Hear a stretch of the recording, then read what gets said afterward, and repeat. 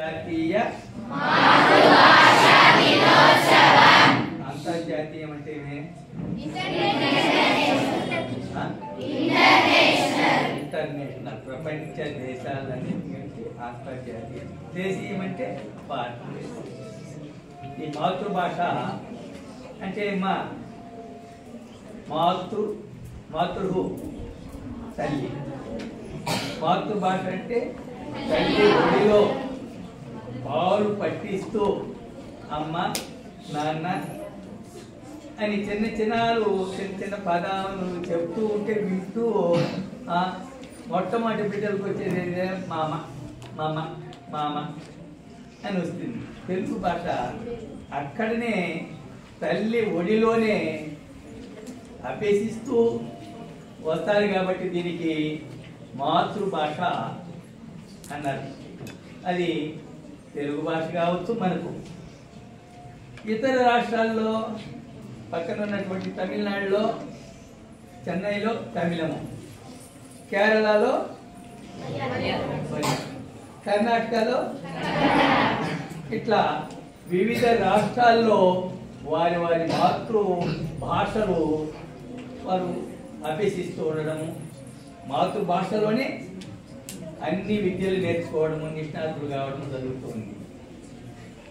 కానీ అంతర్జాతీయంగా మనకు కావలసిన భాష ఏది? ఆంగ్లం. ఇతర దేశాలకు వెళ్ళి ఇప్పుడు అమెరికాకు పోతారు, లండన్ పోతారు, కెనడా పోతారు.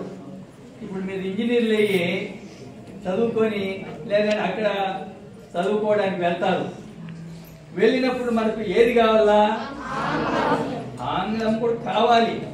ఆంగ్లము కొత్త తెలుగే మాతృభాషే, తెలుగే చాలు. మన తెలుగు వాళ్ళం కదా, ఆంధ్ర రాష్ట్రంలో ఉన్నాం కదా, మన ఆంధ్రులం కదా అని అనుకుంటే మీరు ఎక్కడనే ఉంటారు, మళ్ళీ బయట పోయేదానికి ఆస్కారం ఉండదు. కాబట్టి మనకు ఆంగ్లము కావాలి. మన దేశంలో ఉత్తర భారతంలో ఏది ఉంది? ఎక్కువగా ఉత్తర భారతదేశంలో ఏది? ఏ భాష ఉంది? హిందీ ఉంది. కాబట్టి మన ఉత్తర భారతదేశం అంతా కూడా మనం ఆ ప్రాంతాలు మనం తిరగాలంటే, అక్కడికి వెళ్ళాలంటే, వాళ్ళతో కలవాలంటే, వాళ్ళతో మాట్లాడాలంటే ఏం కావాలా? హిందీ కూడా కావాలి. ముఖ్యంగా హిందీ కూడా నేర్చుకోవాలి. అందుకే ప్రభుత్వము త్రిభాషా సూత్రం పెట్టింది. ఆంగ్లము, హిందీ, మన మాతృభాష. వారి స్టేట్లలో ఏ భాష ఉంటుందో దాన్ని నేర్చుకుంటే బహు చక్కగా ఉంటుందని, మంచి స్థాయికి రావడానికి వీలవుతుందని ప్రభుత్వం కూడా గుర్తించింది. ఇప్పుడు మన ప్రపంచ భాషల్లో దాదాపు 5,000 భాషలు ఉన్నాయని గుర్తించారు శాస్త్రవేత్తలు. 5,000 భాషలు. దాంట్లో దాదాపు 3వ వంతు ఆఫ్రికాలోనే ఉన్నాయంట. అది ఏ భాషలో ఏం మన లెక్కకోవాలి. అక్కడ వారు చేసినటువంటి పరిశోధనలో తేలినటువంటి విషయం. ఈ ప్రకారము మన దేశంలో 192 భాషలు ఉన్నాయి. దాంట్లో కొన్ని మాట్లాడే వరకే సరిపోతుంది. కొన్ని భాషలు రాయడానికి, నేర్చుకోవడానికి అన్నిటికీ కూడా ఉపయోగకరంగా ఉన్నటువంటి భాషలు కూడా మన దేశంలో ఉన్నాయి. అన్ని భాషలు మనం నేర్చుకోలేము. కానీ మన రూపాయి నోట్ల పైన చూసారా ఎన్ని భాషలు ఉన్నాయి? 22 భాషలు ఉన్నాయి. ఎన్ని ఉన్నాయి? 22 భాషలు. ఆ భాషలు మన రాష్ట్రాలకు మన ఇంగ్లీష్ ఉంది, హిందీ ఉంది, కన్నడ ఉంది, మరాఠీ ఉంది, మలయాళీ ఉంది, అనేక ఇట్లా 22 భాషలు మన రూపాయి నోట్ పైన కూడా ఉంది. కాబట్టి ఇన్ని భాషలు అది ప్రభుత్వము గుర్తించినటువంటి భాషలేవి. అలా ఇన్ని భాషలు అందులో ఉన్న అన్ని భాషల్ని మనం నేర్చుకోవడానికి వీలు పడదు. కాబట్టి కనీసం 3 భాషల్లోనే మీరు బాగా నేర్చుకొని మన ఆంధ్రకు పేరు తీసుకురావాలి. ఇతర దేశాలకు పోయినప్పుడు కూడా వారి భాషను ఆంగ్లం భాషను రాసి వాళ్ళు మనం మాట్లాడగలిగినట్టే మనం కూడా రాణిస్తాం అక్కడ. అట్లాగే ఉత్తర భారతానికి పోయినప్పుడు ఉత్తర భారతదేశానికి పోయినప్పుడు హిందీ మాట్లాడితే మనం మనుగడ ఉంటుంది. దారులు తెచ్చుకోవడానికి ఏదైనా ఒకటి అడగలన్నా కూడా తెలుగుతో వాళ్ళు మాట్లాడితే ఎవరు వీడు పక్కరాయిడా అంటారు.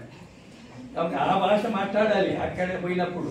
కాబట్టి 3 భాషల్లో కూడా బాగా మీరు నిష్ణాతులైతే ఎక్కడైనా పోవచ్చు, ఎక్కడైనా జీకొనొచ్చు, ఎక్కడైనా మంచి పేరు తెచ్చుకోవడానికి ఆస్కారం ఉంటుందని తెలియజేస్తూ ఇప్పుడు మన హరివిలు ప్రధాన కార్యదర్శి అయినటువంటి ముస్తాన్ గారు ఒక 10 మాటలు 4 రోజులే 3-4 రోజులు 10 మాటలుగా మాట్లాడాల్సిందిగా కోరుతున్నాను.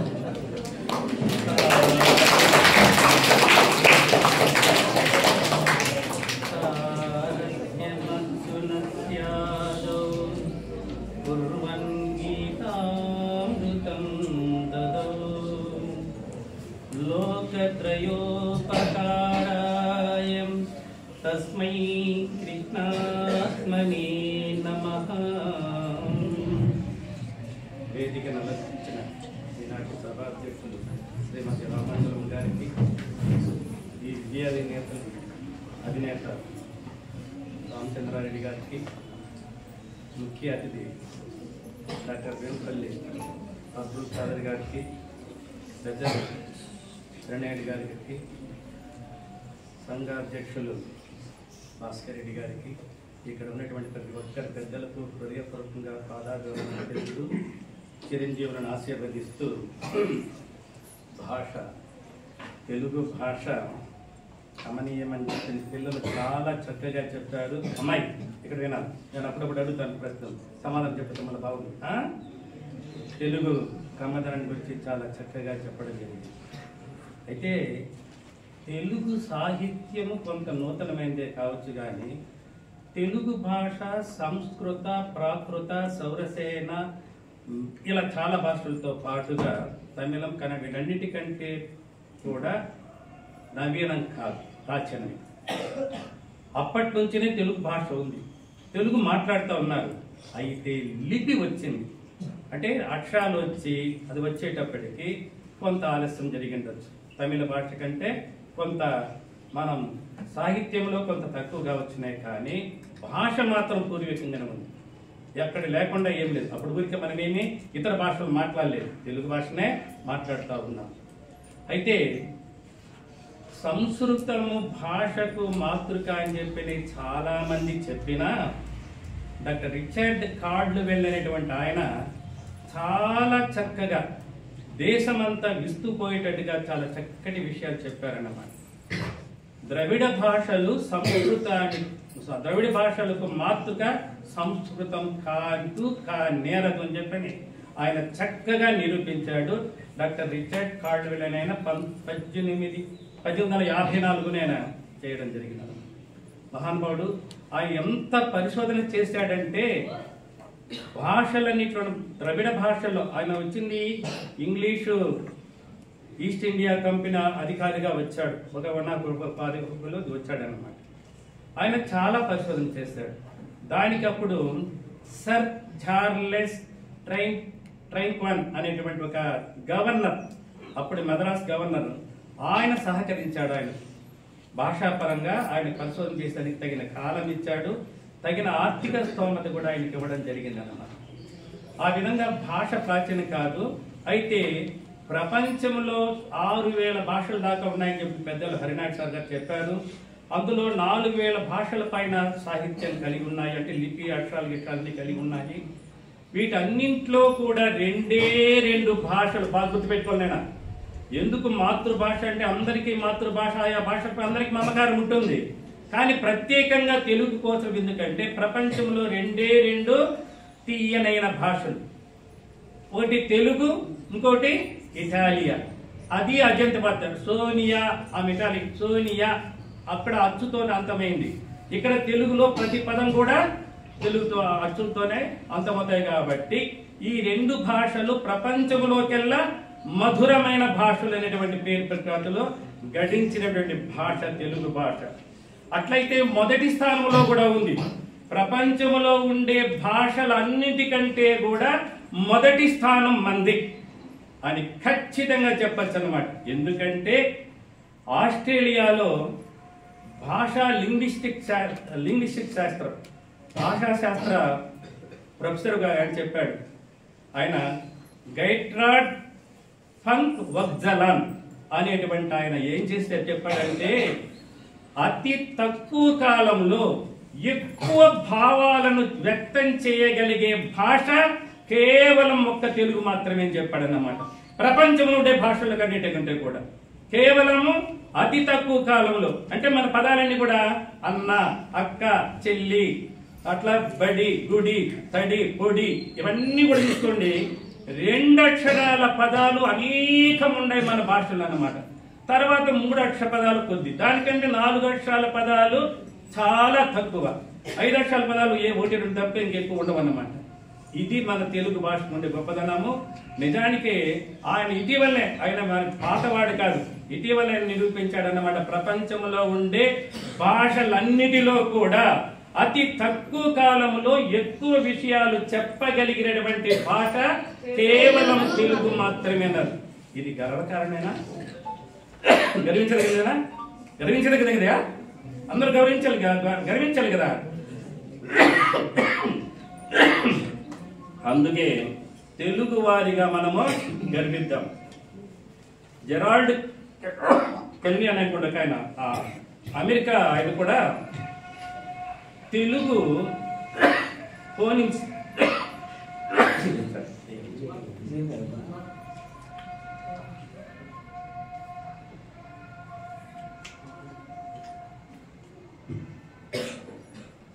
తెలుగు ఫోనిక్స్ పైన ఆయన చాలా పెద్ద వ్యాసమే రాశాడు, బుక్ కూడా రాశాడు అన్నమాట.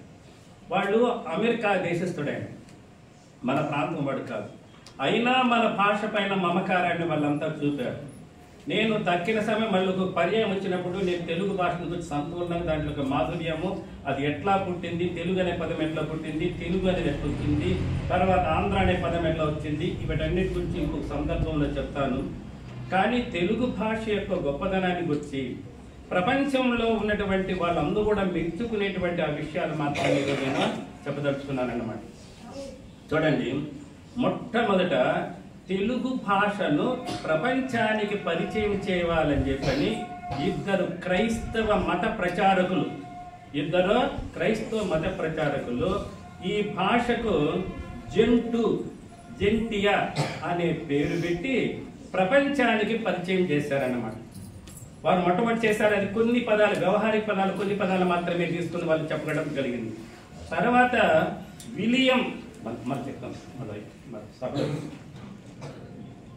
William Brown, not CP Brown, Charles Phillips Brown కాదు, విలియం బ్రౌన్ అనేటువంటి ఆయన ఈస్ట్ ఇండియా కంపెనీలో ఒక ఉద్యోగి అన్నమాట. ఆయన మొట్టమొదట ఈ జంటు భాషకు ఒక డిక్షనరీ రాశాడు.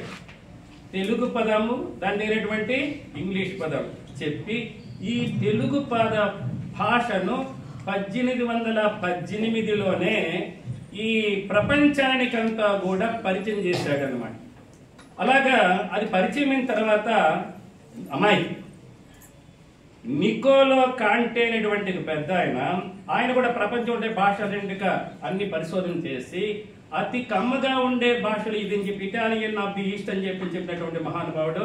అందువలనే అటు తర్వాతనే ఆయన భాష పట్ల మమకారం కలిగి భాషను గురించి నేర్చుకొని విలియం బ్రౌన్ ప్రభావం వల్ల తర్వాత భాష పైన పరిశోధన చేసి ఇటాలియన్ ఆఫ్ ది ఈస్ట్ అంటే కమ్మనైన పదాలు భాషలు రెండే, అందులో తెలుగు ఒకటి అని చెప్పని ఆయన చెప్పాడు. పడమరగా ఇటాలియన్, తూర్పుగా తెలుగు భాష అనేనా చెప్పడం జరిగింది అన్నమాట. తర్వాత జేబి హాల్ట్, ఇంకా తర్వాత ఈ మధ్యలో కొంతమంది ఉన్నారండి, విలియం మోరిస్ అనేటువంటి ఉన్నాడు. ఈయన కూడా ఏం చేశాడు, ఆయన కూడా ఈస్ట్ ఇండియా కంపెనీ ఉద్యోగినే. ఆయన కూడా తెలుగు భాష పైన అపారమైనటువంటి మమకారంతో తెలుగు భాషలో డిక్షనరీ రాసి ఆయన ప్రపంచానికి పరిచయం చేశాడు. అది 1839లో. తర్వాత ఈ 1835లో ఏడి క్యాంబెల్, ఈయన కూడా దీంట్లో పనిచేసేవాడు, ఈస్ట్ ఇండియా కంపెనీ ఉద్యోగి అనమాట ఆయన కూడా. అంటే వీళ్ళందరూ కూడా కలెక్టర్ స్థాయి కంటే కొంచెం హెచ్చు స్థాయి తగ్గు స్థాయిలో ఉన్నటువంటి ఉద్యోగాలు చేసినటువంటి వాళ్ళు. ఈయనేం చేశాడు, రోమన్ భాషలో రోమన్ అక్షరాలతో తెలుగు భాషను పరిచయం, తెలుగు భాషను రాశాడు. లిపి రోమన్ లిపి, తెలుగు భాషను దాంట్లో పెట్టి వాళ్ళు అంటే రోమన్ లిపితో ఆయన డిక్షనరీ రాయడం జరిగింది. తర్వాత డాక్టర్ కెల్లెట్ అనేటువంటి ఒక ఆయన ఏం చేశాడంటే ఆ కేడి క్యాంబెల్ రాసినటువంటి డిక్షనరీకి అది అంటే మళ్ళీ ఈయన మోరిస్ దాన్ని పూర్తి చేశారన్నారు. ఎలాగైతే బాల వ్యాకరణానికి ప్రౌఢ వ్యాకరణం ఎలా వచ్చిందో అలాగే ఏడి క్యాంబెల్ గారి ఆ విషయాలను ఆయన సివిల్ సర్వీస్ ఆఫీసర్ అనమాట, ఆయన చేసిన దానికి పూరణగా ఆయన చేయడం జరిగింది మోరిస్ అనేటువంటి ఆయన. తర్వాత 1854లో సిపి బ్రౌన్ గారు ఎనలేనిటువంటి కృషి చేసి ఆంధ్ర భాషా సూర్యుడు అనేటువంటి పేరు పొందినటువంటి వాడు సిపి బ్రౌన్ గారు. అంతవరకు మన గ్రంథాలన్నీ కూడా తాటాకుల్లోనే ఉన్నాయి. సుమారు 1400 గ్రంథాలను ఆయన దాన్ని చూసినట్టు దాంట్లో సుమారు 700 వరకు ఆయన ప్రచురించినట్లుగా మనకు తెలుస్తుంది.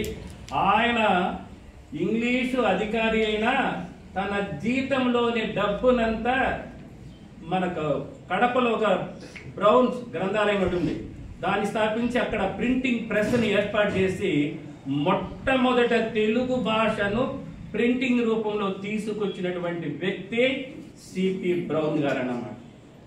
అంటే అంత మునుపుగానే బెంజమిన్ సుల్జ్ అనేటువంటి ఒక ఆయన బైబిల్లో ప్రష్యా దేశంలో ఒక గ్రామంలో ప్రింటింగ్ ప్రెస్ లో ఈ బైబిల్ తెలుగులో అనువాదం చేశారనుకోండి, అది వేరే విషయం. కానీ భాషాపరంగా మన గ్రంథాలను తీసుకొని రాయడం జరిగింది. మొట్టమొదట డిక్షనరీ ఆయన ఇంగ్లీష్ వాడు అయినా మన తెలుగు వాళ్ళు కూడా చెయ్యలేనటువంటి పని ఆయన చేశాడు. ఎలాంటి పని చేశాడంటే ఒక డిక్షనరీలో ఒక పదం రాస్తే ఆ పదం ఏ గ్రంథంలో ఉంది, దాన్ని ఆ గ్రంథాన్ని ఏ కవి రాశాడు, అది ఎన్నో ఆశ్వాసంలో ఉంది, ఆ పద్యం యొక్క సంఖ్య ఏమిటి, వీటన్నిటితో కూడా పూర్తి చేసి అక్షర క్రమంలో మనకు అద్భుతమైనటువంటి విధానాన్ని నిఘంటువు రాసే విధానాన్ని ప్రారంభకుడైనాడు మహానుభావుడు. ఆంధ్ర భాషా సూర్యుడు అని చెప్పని ఆయనకు చాలా మంది ఆయన కొనియాడము జరిగిందన్నమాట. ఆయన చేసినటువంటి అది కృషి ఇంత అంతని చెప్పేదానికి కాదు.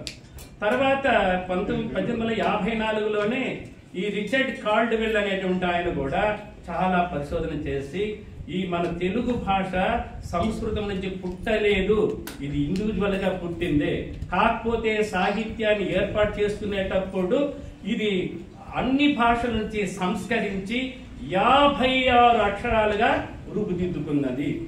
అంటే అప్పుడు తీసుకున్నారు. అంటే మంది ఆధునికంగా సాహిత్యం ఏర్పడి తమిళ కంటే తమిళ అప్పటికి తిరుకురలు అన్ని కొన్ని పుస్తకాలు ఉన్నాయి, వాటి అన్నిటికంటే కూడా మంది కొంత ప్రాచీనంతో తగ్గింది అక్కడ. అంటే కొంత 1000 సంవత్సరాల తర్వాత మన తెలుగు భాష రావడం జరిగింది లిపిలో సాహిత్యంలో. అయితే ఇవన్నీ చేసుకునేటప్పటికీ అన్ని భాషలను సంస్కరించి అన్ని శబ్దాలకు తగినటువంటి అక్షరాలను పుట్టించుకోవాలని చెప్పని ఉద్దేశంతో అటు సంస్కృతంలో కావచ్చు, తక్కిన ప్రాకృతంలో కావచ్చు, సౌరసేనిలో కావచ్చు, ఇంకా చాలా భాషల నుంచి సేకరించుకొని రాసినటువంటిదే మనది. ముందుగా మనకు హర్నాడ్ సార్ గారు చెప్పారు, ఠమరకం నుంచి పుట్టినటువంటి శబ్దాలు మన సంస్కృతంలో చెప్పింది కాదు, ఇది సంస్కృతం ఉంది, ఇది సంస్కృతం చెప్పినటువంటిది, తెలుగు భాష గురించి చెప్పినటువంటిది కాదు. అయితే మనం సంస్కరించుకొని చేసుకున్నటువంటి ఈ తెలుగు సాహిత్యము ఎంత గొప్పది అంటే ఒక్కసారి మీరు ఆలోచించండి.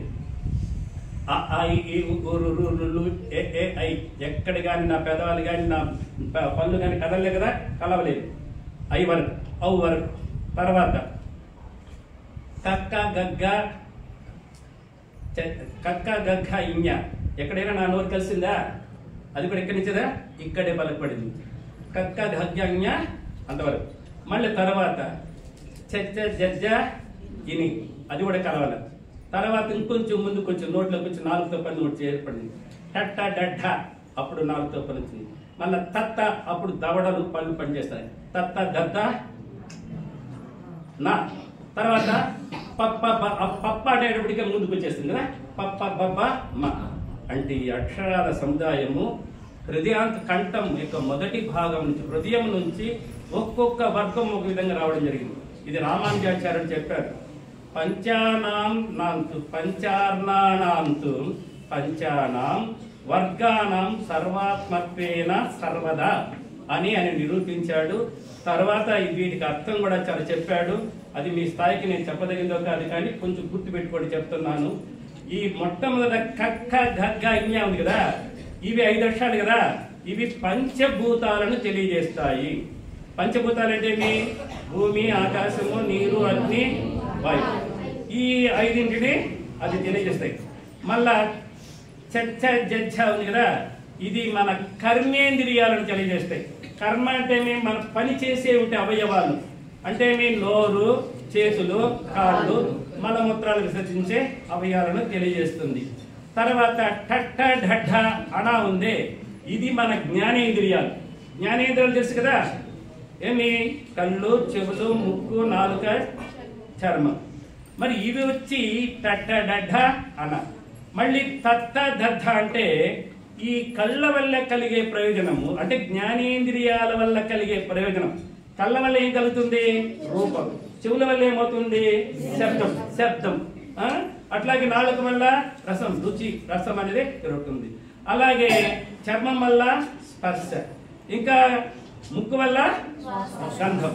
ఈ 5ంటిని, శబ్దాన్ని, రూపాన్ని, రుచిని, వాసనను, ఈ స్పర్శను, ఈ 5ంటిని పంచతన్మాత్రలు అంటారు. ఈ తన్మాత్రలు ఎక్కడి నుంచి వచ్చినాయంటే తత్త దద్ధ న అనేటువంటి పంచాక్షరాలు నుంచి ఏర్పడ్డాయి. తరువాత పప్ప భబ్బ అనే పవర్గం ఉంది కదా, పప్ప భబ్బమ్మ అని. ప అంటే మనస్సు, ఫ అంటే అహంకారం, బ అంటే ప్రకృతి, భ అంటే మహత్తు. ఈ చెప్పిన 24 అంశాలు కూడా మాలో ఉంటాయి. ఈ చెప్పిన 24 అంశాలు చెప్పుకున్నదా? పంచభూతాలు, పంచ కర్మేంద్రియాలు, పంచ జ్ఞానేంద్రియాలు, ఈ పంచతన్మాత్రలు 20, మనస్సు, బుద్ధి, ప్రకృతి, చిత్తము, ఈ 4 మొత్తం 24 ఒక్క మాలోనే స్ఫురింపజేస్తుంది అన్నమాట. ఇది తెలుగు భాషలో ఉన్నటువంటి గొప్పదనం. దీన్ని మనం నూతనంగా అందరూ వాళ్ళ భాషలు వాళ్ళ రకరకాలుగా ఏర్పాటు చేసుకున్న మన భాష నిర్మాతలు, ఈ అక్షరాలను సృష్టించిన మహనీయులు. అది నన్ను చూడ నన్నయ్య అనేది ఇప్పటికే సందేహంగానే ఉంది. మరి నన్నయ్య ముందా నన్ను చూడడం ముందని చెప్పుకుంటే ఆ భాష అవన్నీ విషయాలు కూడా ఇంకొక రోజు మనం చెప్పుకున్నాము. ఇలాంటి పుట్టినటువంటి ఈ భాష సంగీతానికి అనుకూలమైనటువంటిది అన్నమాట. సంగీతంలో కొన్ని కోట్ల రాగాలు ఉన్నాయి. ఓంకారం నుంచి 10 నాదాలు, ఆ 10 నాదాల నుంచి సప్తస్వరాలు, సప్తస్వరాల నుంచి శృతులు, శృతుల నుంచి శృతి గమకాలు, శృతి గమకాలను 6 గ్రామాలుగా, గ్రామాల మళ్ళా 3 భాగాలుగా, మళ్ళా వాటి అంగములుగా, వాటి నుంచి సరాగాలు, వాటి నుంచి రకాలు. ఈ రకాలన్నీ కలిసి కొన్ని కోట్ల రాగాలు ఉంటాయి. అందులో ఇప్పుడు ప్రసిద్ధంగా మనకుండే రాగాలు 42 రాగాలు ఉన్నాయి. ఈ 42 రాగాలను ఆలాపించేటటువంటి శబ్ద సంపద కేవలం ఒక్క తెలుగు భాషగా మాత్రమే ఉన్నది. మనకి ఇప్పుడు త్యాగరాజు గారు మన తెలుగు వారే అనుకుంటున్నాం, కానీ తమిళ దేశంలో ఉన్నటువంటి వారే ముత్తుస్వామి దీక్షితులు కావచ్చు, అలాగే క్షేత్రయ్య కావచ్చు, కన్నడంలో ఉన్నటువంటి క్షేత్రయ్య కావచ్చు, భక్త తుకారాం కావచ్చు, మీరాబాయి కావచ్చు, వీళ్ళందరూ కూడా తెలుగు భాషను మొట్టమొదటిగా నేర్చుకున్నవారు. ఎందుకంటే తెలుగులో ప్రతి సంగీతంలో స్ఫురించేటటువంటి ప్రతి స్వరాన్ని, ప్రతి శృతి గమకాన్ని గురించి వివరంగా చెప్పగలిగే శక్తి కేవలం తెలుగు భాషకు మాత్రమే ఉన్నదన్నమాట. మరి తెలుగు గర్వింపదగిందే కదా, తెలుగు వారికి పుట్టడం మన గర్వమే కదా, ఇంకా గర్వమే కదా. అందుకని ఇవన్నీ గమనించి జేబి హాల్డే అనేటువంటి ఒక మహనీయుడు, జేబి హాల్డే అనేటువంటి ఒక మహనీయుడు ఏం చేశాడంటే, ఈ తెలుగు భాష భారతదేశంలో ఉండే భాషలందరికీ కూడా ఆది పురుషుడు, అంటే కావలసిన అక్షర సంపద ఉంది. దీన్ని నేర్చుకుంటే భారతదేశంలో ఏ భాషనైనా సులభంగా నేర్చుకోవచ్చు అన్న ఉద్దేశంతో తెలుగును భారత దేశానికంతా కూడా పాలక భాషగా పెట్టాలని చెప్పాడు అన్నమాట. ఎవరో జేబి మరి ఎంత గొప్ప భాష కాకపోతే అంత మాట చెప్తారండి. ఆయన చిన్న వ్యక్తి కాదు. కలెక్టర్ హోదా కంటే హెచ్చు స్థాయిలో, గవర్నర్ కంటే కొంచెం తగ్గు స్థాయిలో పనిచేసినటువంటి మహానుభావుడు అన్నమాట. అలాగే ఈ గెల్లిట్ అనేటువంటి ఆయన గురించి హార్లల్ అని ఒక ఆయన ఉన్నాడు. హార్లల్ అనేటువంటి ఒక మహనీయుడు ఉన్నాడు. ఆయన ఏం చేశాడంటే అనువాదకుడు, ఈస్ట్ ఇండియా కంపెనీలో అనువాదుడిగా పనిచేస్తా ఉండి ఈ తెలుగు భాషను ప్రపంచం అంతా తెలుసుకునేటటువంటి అనువాదం చేసినటువంటి, దానికి అనుకూలమైన డిక్షనరీ కూడా రాసినటువంటి మహనీయుడు. ఇంకోటి ఈ ఆయన ఏబి క్యాంబల్ అన్నాం కదా, ఆయన ఏం చేశాడంటే ఆయన సివిల్ సర్వీస్ ఆఫీసర్, అంటే ఇప్పుడు కలెక్టర్ వీళ్ళతో ఉన్నారు కదా, ఆ స్థాయిలో ఉండే వాళ్లకు ట్రైనింగ్ ఇచ్చేదానికి ఆయన రాసినటువంటి పుస్తకం ఈ తెలుగులో ఆయన రాసినటువంటి పుస్తకాన్ని పఠన భాగ్యంగా వాళ్ళందరూ కూడా దాన్ని తీసుకోవడం జరిగింది అన్నమాట. ఎంత గొప్ప చరిత్ర ఉందండి. ఇలాగ ఇంగ్లీష్ వాళ్ళు సుమారు 27 మంది పైన ఉన్నారు తెలుగు భాష కోసము నిరంతరం కృషి చేసినటువంటి మహనీయులు అన్నమాట. అటువంటి వాళ్ళు కృషి చేశారంటే మన శ్రీనాథుడు చెప్పాడు మొట్టమొదట తెలుగు భాష దేశ భాషలంలో గొప్పది. తర్వాత కృష్ణదేవరాయలు చెప్పాడు అన్నమాట. వీళ్ళందరూ చెప్పారంటే కృష్ణదేవరాయల దగ్గర 9 భాషల్లో వాళ్ళు కవులు ఉన్నారు. ఆ 9 భాషల్లో కూడా ఇది అత్యుత్తమైనటువంటి భాష అని కూడా ఈ విధంగా పేర్కొన్నారు. ఇలాగా అనేక దశల్లో సంగీతానికి కావచ్చు, దేనికైనా కావచ్చు, ఏ శబ్దానికైనా కావచ్చు, ఎంత విషయమైనా కావచ్చు, ఏ విధంగానైనా సులభంగా వ్యక్తం చేసేదానికి అవసరమైనటువంటి సంపద, అక్షర సంపద, పద సంపద తెలుగులో ఉంది. అందులో మాధుర్యం కావడం ఉంది, చాలా తీయగా ఉంటుందండి. ఏ విషయాన్ని చెప్పడానికైనా కూడా మధురంగా ఉంటుంది. చూడండి, ఉదాహరణకు ఒక చిన్న పద్యం చెప్తాను. విని బలుజీవిపోయి మది విఫలమై మీ మ్రానుపాటునందనునికి మీద కేశవుడు తాను రాముడు ఇల్లువాసి కాననమున నుందువారమని నైష్టికతం పలుకంగా చేతయునడంగి చేష్టితము దక్కి శవాకృతి నుండెనత్తరి. ఇది విన్నామంటే మీకు ఏమనిపిస్తుంది? దుఃఖం అనుకుంటారు కదా, దుఃఖం అనుకుంటారు కదా, దుఃఖమే. ఎందుకంటే శ్రీకృష్ణ భగవానుడి తండ్రి ఎవరో? వసుదేవుడే కదా. ఆ వసుదేవుడికి కృష్ణుడు వీళ్ళ బిడ్డలు. ఆ కృష్ణుడికి ప్రద్యుమ్నుడు, ఆ ప్రద్యుమ్నుడికి అనిరుద్ధుడు, ఆ అనిరుద్ధుడికి వజ్రుడు. కృష్ణునికి 80 మంది కొడుకులు ఉన్నారు. 80 మంది కొడుకులు కృష్ణుడికి. ఇదే అష్టభార్యకులు మాత్రమే, వాళ్ళు 80 మంది. వాళ్ళ కొడుకులు కొన్ని వందల మంది, ఒక్కొక్కరికి కొన్ని వందల మంది. తర్వాత ఈ 16,000 మందికి ఆయన ఆశ్రయం కల్పించాడు. నరకాసురుడు తీసుకొచ్చినటువంటి వాళ్ళకందరికీ ఆశ్రయం కల్పించాడు. 16,000 ఇండ్లు కట్టాడు. తర్వాత ఈయన కృష్ణుడి సంతానం వరకే, బలరామ సంతానం వరకు మన పోల. కృష్ణుడికే 80 మంది, వాళ్ళ బిడ్డలు బిడ్డలు బిడ్డలు బిడ్డలు ముది మనవలు వాళ్ళే చూశారు, మనవలను చూశారు. అంత సంఖ్యలో ఉన్నటువంటి వాళ్ళు. ఇప్పుడు మామూలుగా తండ్రికి ఏమంటే బిడ్డ కంటే కూడా, తన కన్న కొడుకు కంటే కూడా మనువుడి పైన ప్రేమ ఎక్కువ. అందుకే తాత సొత్తు మనవుడికి ఇస్తారు కదా. అమ్మా తాత కదా మీరంతా వృద్ధి మురిపాలా అంటారు కదా, మీ అమ్మ నాన్న కంటే కూడా వాళ్ళే మురిపుంటారు. తర్వాత ముదిమనువుడు అంటే ఇంకా ఇష్టం అంట. ఆ ముదిమనుడి కంటే ఇంకా పుట్టేటప్పటికి వాళ్ళ పైన ఎనలేనటువంటి మమకారాన్ని పుంజుకుంటారు. వీళ్ళందరిలో చాలా మంది కాదు, 99% మంది ఆ గాంధారి శాపం వల్ల కావచ్చు, దూర్వాస మహర్ముని శాపం వల్ల కావచ్చు, ఆ యాదవులందరూ చనిపోతారు. అంటే మనుమల్లు, ముది మనుమల్లు చాలా మంది చనిపోవడం జరుగుతుంది. అతి గారాభంగా వాత్సల్యాత్సంగా పెంచేటటువంటి ఆ వసుదేవుడికి వీళ్ళందరూ చనిపోయినాడనే వార్త వింటానే బలుజీవిపోయి. బలుజీవి ఎంత గొప్ప పదం అండి. అందులో బలుజీవి అనేది ఎంత పదం చూడండి. పెద్ద ప్రాణం పోయిందంట ఆయన.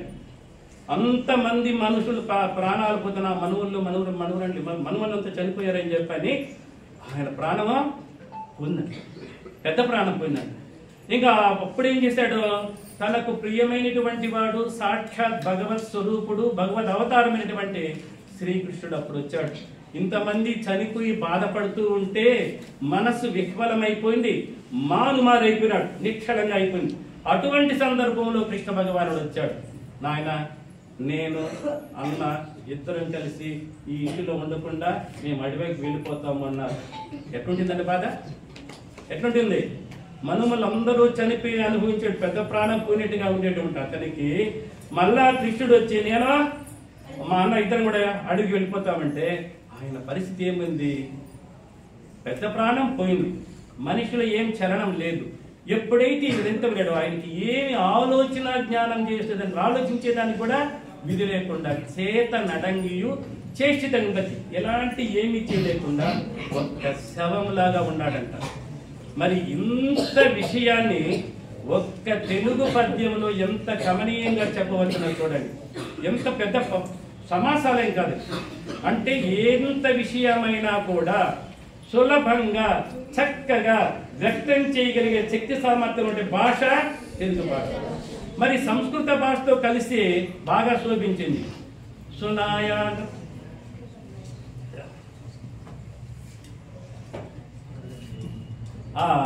సునాశీరసూనుండు సూచెన్ని మజ్జనౌగోత్పట పంక శంకాకరాత్మోర్మి నిర్మిఘ్న నీరేచ నిర్గోణ మద్భృంగ నేత్రోక్షవ శ్రీని గంగా భవాని.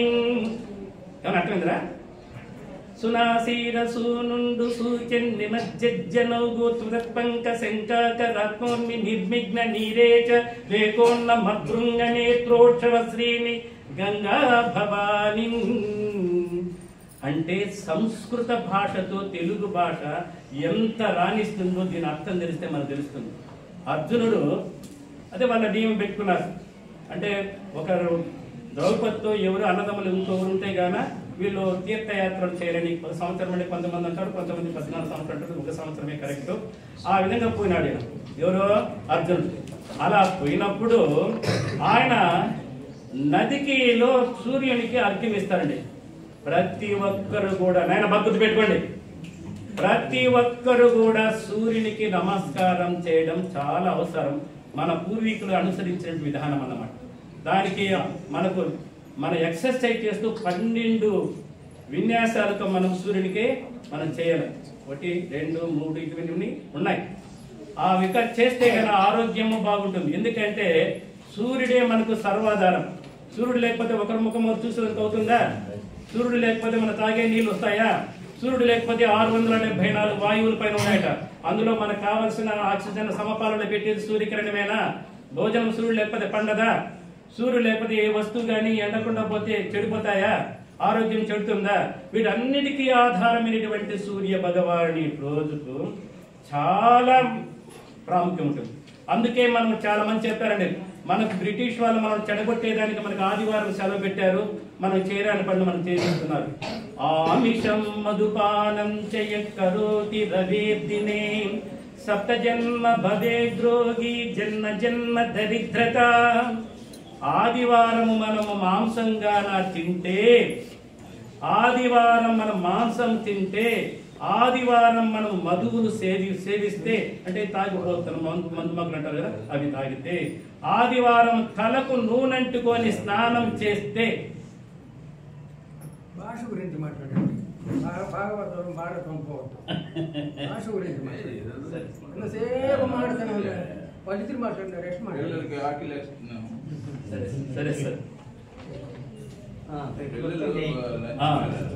అంటే ఆ సూర్యునికి అదే సార్, సూర్యునికి అర్ఘ్యం ఇచ్చేది ఎంత ప్రాముఖ్యం చెప్తున్నాను. గంగా నదిలో సూర్యునికి అర్ఘ్యం ఇచ్చేటప్పుడు అర్ఘ్యం ఏమవుతుంది, తామర పూలన్నీ కాలుతా ఉన్నాయి. ఆ తామరలో ఉన్నటువంటి ఆ తుమ్మెదలు కదిలిపోతా ఉన్నాయి. ఆ శబ్దము అద్భుతంగా ఉంది.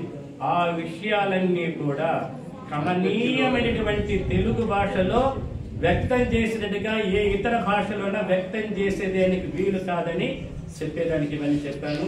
పెద్దలు అలసినట్టున్నారు కాబట్టి మరి ఒకసారి తెలుగు భాష ఎలా పుట్టింది, తెలుగు భాష మాధుర్యం నుంచి ఇంకోసారి నాకు ఎప్పుడన్నా వెలిస్తే కూడా వస్తాను, వివరంగా చెప్తాను. నాకు ఈ అవకాశం ఇచ్చిన పెద్దలందరికీ